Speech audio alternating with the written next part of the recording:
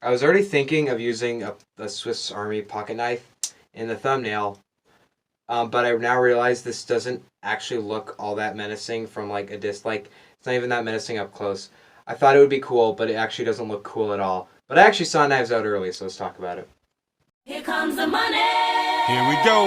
Money talk. Here comes the money. Money, money, money, money. Dollar, dollar. Dollar, dollar.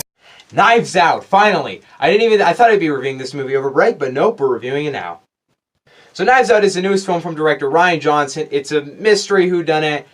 I don't know if I'd call it a murder mystery. It's a mystery whodunit, essentially. And essentially, I really don't want to talk all that much about the premise thus far, but essentially, there's this very famous writer. He's very famous, has millions of dollars, and he, all of a sudden, he's dead, and his whole family shows up, and there's Daniel Craig, and he's like, look, he did not commit suicide. One of you guys murdered him, and I'm going to find out. And that's all I'm going to say about the premise, because it's really hard to talk about the plot of this movie, and I'm going to really have to be vague in this review, because this movie's not actually really all that out yet. So technically, this is the first time I've seen a film before it's released. This isn't a press screening. I'm not going to get to a press screening ever. But I will probably one day. But point is that I didn't go to like some press screening in Denver or something like that. No. You know how they do these early Fandango shows? I haven't gone to one yet, and I decided, whatever, I have time. It's playing like a mile away from me, so I was like, whatever, right down the street, I can go watch Knives Out. It's more expensive than usual, but I can see it a week before everybody else. So I was like, heck yeah, I'm gonna go do that. I don't know why more people don't do these. I mean, I know it's not in every seating, it's more of a limited release, but still, if Knives Out's playing near you, it's still playing tomorrow, or I don't know when this review's uploading, but just go watch it when you can. It releases on the 27th for anybody who can't see it now. Okay, first of all, I'm just going to say I was totally ready for this movie. This is my most anticipated movie of the fall, at least. I would generally say it's my most anticipated of the second half of the year. I would say that if there wasn't Rise of Skywalker, but holy crap, I was so excited for this movie. It wasn't just because Rian Johnson, it wasn't just because the trailers. I loved everything this movie was presenting to me. I loved the marketing campaign. It's awesome. Lionsgate, your marketing on John Wick 3 and Knives Out has been incredible. Congratulations there. I love Rian Johnson. I think he's an awesome director. I really love Last Jedi. Sorry. I was just generally, everything was going for this movie. The trailers were awesome. I even reacted to one of them. I was just excited for this movie. Everything was going for it. And I was very thankful when it didn't receive an R rating, and now I've actually seen it. Let's talk about it. 2-minute intro there. First thing I'm going to say is, let's just say Rian Johnson, this is very much known as it's called a Rian Johnson whodunit, so I'm just going to start on that because it seems like that's what the beat of this film is. Rian Johnson's directing is so dang good. He has a very recognizable style in this movie. I really love the way I really love the composition of the film. I really love just the general style he gives to the film. There's so many, the color scheme is really awesome. I love the shot composition. I just love the way it was all shot. It was never shot in a boring way. There's a lot of just conversation in this movie, which makes sense. It's a mystery movie. It's a detective movie. But why all that conversation works is I also watched Notes for Melanie, the Chris Stuckman film earlier, and I really realized this. Conversation is something very complicated in film, and I'm going to try and do this more once I actually start really getting in production with Mr. Ickerson, which is a film actually based on this movie.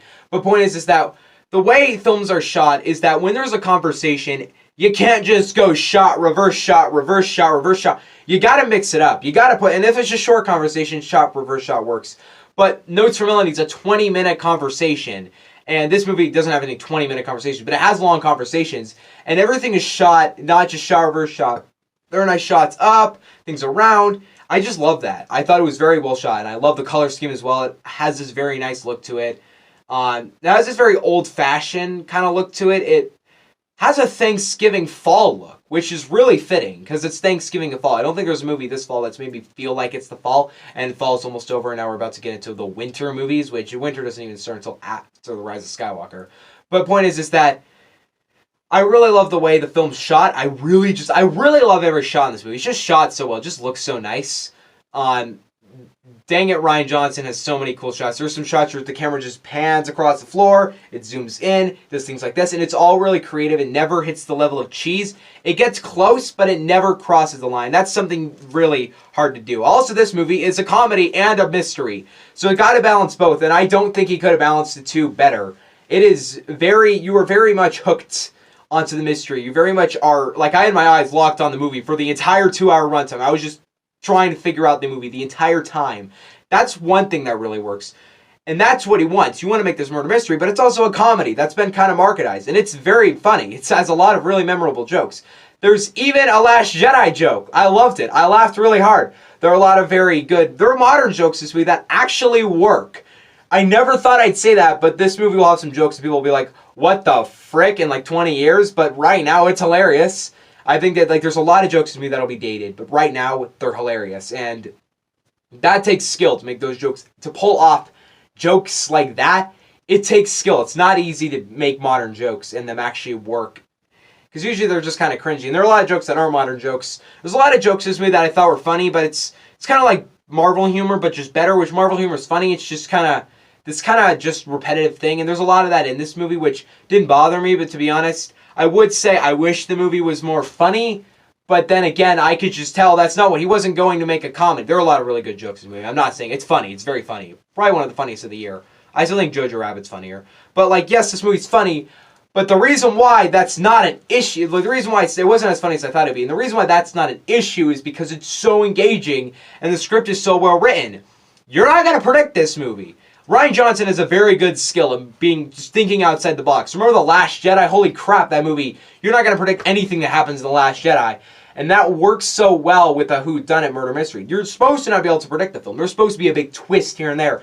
And he does it so well. He just masterfully well corrects it. And I just love that aspect of the film. I think Rian Johnson just obviously had a vision. Obviously he was very passionate about the film. And he just made it so mysterious. And I love the way he wrote the entire script. I don't know if he wrote it. I think he did. I've heard a while it's Rian Johnson, so I'm just thinking he wrote it, but it could have just been he directed it. I don't know. I just assume he wrote it. But if you wrote it, whoever wrote this movie, congratulations. You wrote one of the best murder mystery scripts I have ever seen. And I have read, and then there were none. So that's high praise. Let's talk about one aspect of this film that I didn't even think I'd love. The score, I absolutely adored. I don't know how. I haven't talked about the cast. I'll get to that, definitely. Holy crap. The score in this movie is so classic murder mystery. You have the violin. You have all this, like, all those classic sounds. And every single time I heard the score, I was like, I love that score. It just brings me back. It takes murder mystery just like, this is what it was all about. And I just love it. I think they really crafted the score well. There's a lot of, and let's just talk about the cast. This is one of the best casts of the year. And I think Daniel Craig, I'm forgetting her name. I feel so bad because she's so awesome in this movie. She's so good. I did not even expect this because she wasn't even forefront in the trailers. I thought the movie was going to be like, I know his name is Detective Blanc because I literally have the phone number for Knives Out saved on my phone, so I have Detective Blanc as a contact. Don't ask why. I think it's cool. But thing is that Daniel Craig is an actor. He's so good. He plays such a different character. Like recently, what have you seen him in? James Bond, maybe some other movies. He's mostly in James Bond. That's what he's known for. But what he does so well is he's in this movie and he has a way different accent. He has a more southern kind of accent. I loved it. Like at the beginning, I thought, okay, I'm not really... I don't know, and then like a minute in, I'm like, yeah, I'm digging this accent. I just dug his character the whole way through. His acting is great. His facial expressions are great. He matches the tone of the scene very well. When he's mad, he's mad. When he's interested. And he even makes some jokes. He's even kind of goofy sometimes. He's great. He's awesome in the movie. He's not really the main character, though. Weirdly, girl from Blade Runner 2049, which is why I'm not remembering her name, because she's not the most memorable character in that movie. By the way, yes, Blade Runner 2049 is a 10 out of 10 masterpiece, but that being said, she's not the most memorable character in the movie, because, well, Ryan Gosling and Harrison Ford and Jared Leto are all in that movie. Ryan Gosling's girlfriend in Blade Runner 2049 is in this movie. Totally forgetting her name. I feel so bad, because this is one of the best performances I've seen in a very long time. It's really good. I didn't even expect that. Like, she is almost the main character of the film, and she totally did it well. I just loved her character. I loved her performance. She did a lot of really good emotional scenes well, a lot of really fearful scenes. She did great. Chris Evans has to play an asshole, and I loved it. He did it so well. He embodied an asshole. I totally bought him as like right after Endgame, right after he's done with Marvel, he goes to play in Knives Out. He's a total, not at all Captain America. He swears all the time, and I heard him say the F word, and I don't care, and it's awesome. He's awesome in this movie. He's so good. And also, the rest of the cast is awesome. Jamie Lee Curtis, guy from, I feel so bad. I know he's in Man of Steel. That's all I know him for. And the cast is awesome. Jamie Lee Curtis is really good in this movie, although I do feel like a lot of the family kind of gets sidelined halfway through the film, which I didn't expect that to happen. I'm fine with it. It's what the script did, but to be honest, I loved Jamie Lee Curtis in this movie, so I kind of wanted more of her, but that's probably my only issue with the film overall, which isn't really all that big of an issue. She's great in this movie whenever she shows up. She expresses a lot of crying emotion, like really anger. She just was great in the movie. I thought she did great. Christopher Plummer, the very brief time he's in the film, is really good as well. I think that all the entire cast in this movie worked. I think they also, main character from It is in this movie too, from the first It, not It Chapter 2. It's not like the main kid, Billy? Yeah, Billy. He's in this movie too, and he just plays a kid. It was kind of a cheap joke, but whatever. That was a joke in the film. Holy crap! There's a whole one take review. I didn't expect to do that. I can just go through the list of praises with Knives Out because, jeez, this movie did not disappoint. Guys, in the end, I expected to absolutely love everything about Knives Out, and it just said, yes, you're gonna love everything about me, and you're gonna love even more. It's incredible. It's one of the best movies I've seen in a really long time. Like, this is Joker good. I really love this movie. I think it had awesome direction, awesome script, awesome acting, fantastic score. Everything about this movie worked. It has a very good style to it. It just works. This is a film I'm going to buy on Blu-ray and I'm going to watch a million times. It's so well. It's also really rewatchable. This is a very rewatchable film. Unlike Joker, I could kind of like the Peanut Butter Falcon, Rocket Man, and Ford v Ferrari. I can watch this movie a million times through, and I love it. Hopefully this movie doesn't get kicked out of my top 5, and I'm not hesitant at all. Unlike Ford v Ferrari, which I've felt moving down. No, Knives Out. Yeah, Knives Out's a 10 out of 10. Holy crap, yes.